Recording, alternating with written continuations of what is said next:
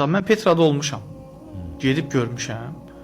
O Petra Allah Azza və Cəllənin Quran-ı Azimuşşanda bildirdiyi Kəbe-i Muazzama ilə heç bir yaxından uzaqdan əlaqəsi yox. Nişanələr doğru. Bəli. Yəni məqsəd nədir?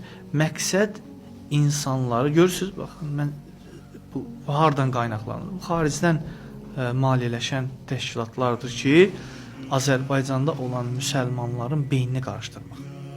Onların beynini yumağa çalışmaq. Siz indiyə kimi səhv ibadət edirsiniz, səhv yönəlmisiniz. Halbuki həqiqi Kəbə Məkkədə deyil də İordaniyanın Petra adlanan bir yerində qədim bir güya ki məbəd olub ora. Yəni halbuki oranın yaxından uzaqdan Allah Azza və Cəllənin bildirdiyi Kəbə ilə heç bir əlaqəsi yoxdur. Təbii ki bunların da başında nə durur? Allah olan düşmənçilikdir. Halbuki Allah nədir? Allah öz nurunu tamamlayacaq. Kafirlər, fasiqlər, müşriklər istəməsə belə Allah öz nurunu əlbət bir gün tamamlayacaq.